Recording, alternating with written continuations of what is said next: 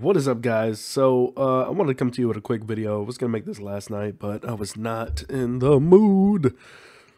Just wasn't feeling well. Still not feeling well today. But look, I wanted to make this video quick about Regal Coin. They did come out yesterday with this R7 or 7R, whatever they're calling it. Yesterday I was a bit confused. There was a lot of people confused as well as to what they were doing. Basically, they have nixed all of the lending that we know about, and they are doing now a staking, which is to me basically like lending. But I think what is going on here, I'll show you.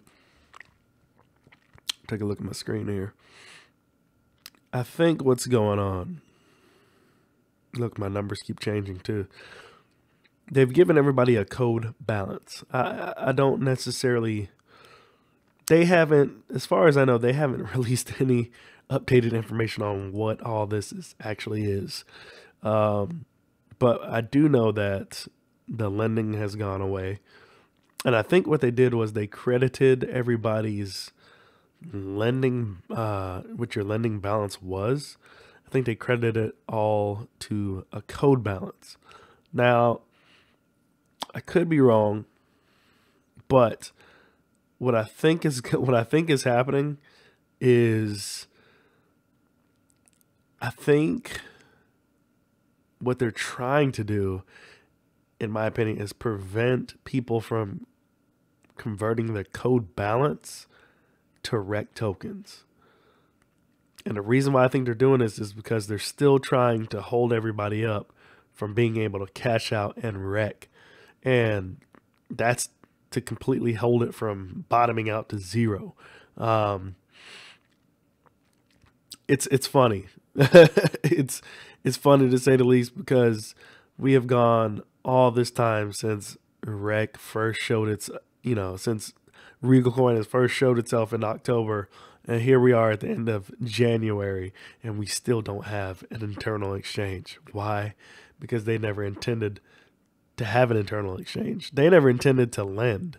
Matter of fact, I don't even think they were even trading at all. If you think that Regal Coin was trading at all at this point, you're foolish. You're foolish. So what I think actually happened, or is happening, is that I think that the original developers and stuff, excuse me, have abandoned the project, and I think they've sold it off. Like old debt, sold it off to another team that is going to try to resurrect it. That's what I think is taking place right now, because they've already had the hard fork with the crappy ass RCH that nobody knows what to do with, and then now they have this R7 code balance thing. So what is going on? I have no idea, but it's safe to say that REC is dead. I mean, we've already seen that. $1.75, it's dead. He's barely alive. You know what I mean? They were at 90 cents, 91 cents when it first came out, and they're sitting at $1.75. So it's safe to say that they're done. They're so confused that they're confusing everybody else with the things that they're trying to do. So take it with a grain of salt. Move on, people. Real Coin is finished, at least for now. The other news on the horizon, CHRYSOS is actually delayed. They've put out a message right here. Hello, everyone. We are sorry for the delay in the launch of the lending and internal exchange. We're experiencing some technical difficulties, and our team is working hard to fix them. Within a few hours, everything will be up and running smooth. We urge you to wait for a few more hours so we can launch the platform. We are here for good business. Please be with us for a few more hours. Thank you, Team CHRYSOS. So they're there. They're up and running. Well, they're trying to fix to be up and running. A lot of people, including myself, last night were waiting for them to open up. They didn't. Catch the logo, Bitcoin King, baby. But, they're going to be moving right along. So hold fast, steadfast with them. Everything should be all right. On to Devore, the biggest topic. Everybody has seen Devore price tanking. Again, this is something that they said was going to happen. I'm not really surprised.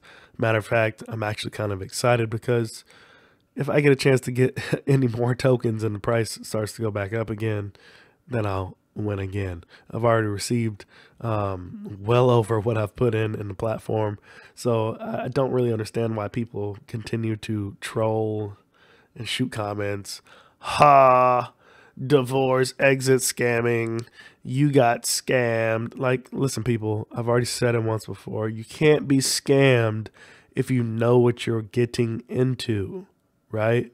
So if I know I'm getting into something high risk and they exit, I wasn't really scammed because I knew it was a high probability that they would disappear in a short amount of time. Scammed is reserved for people that you put into something and you wholeheartedly believe that it's legit, and then they exit scam you. Like, let's see, tithing a bunch of money to a church, and then you get up one Sunday to go, and boom, they shut down with no explanation. They're just gone. That would be a scam. Putting money into a business or anything, any investment, whatever it is, and then you show up and then they're gone. That's a scam. But to put money, to invest money, as if there is an investment that you can think of or that you can point out, whether it be crypto or stocks, that you can just put money in and magically get money back out with absolutely no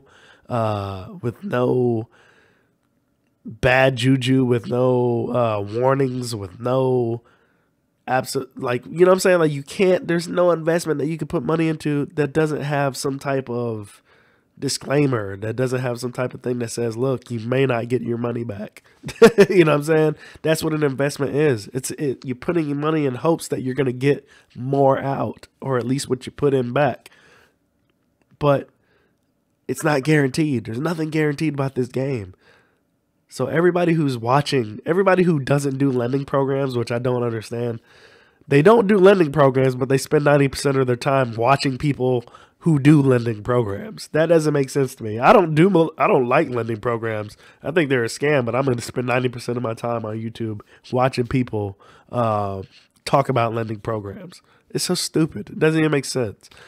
They are in lending programs and they're pissed off that some of their decisions have gone foul. That's what I think. But again, anybody who fucking comments to me talking about this, dumb bullshit about, divorce going under. Look, if you got into divorce thinking that they were going to be completely legit, I already told you last week, I told you weeks ago, that all these lending platforms are the fucking same. They're all going to leave at some point. Get in where you fit in, make your money, and get the fuck out and move on to the next thing. That's what it's all about. If you don't understand that, you don't need to even be in the space, period. You know what I'm saying? It doesn't matter if it's lending. It doesn't matter if it's fucking just trading. It doesn't matter if you're just holding a token. Next thing you know, the same hypocrites will be talking shit about Bitcoin. Oh, I told you Bitcoin was a scam. Shut the fuck up. You're holding Bitcoin at the same time. Shut up.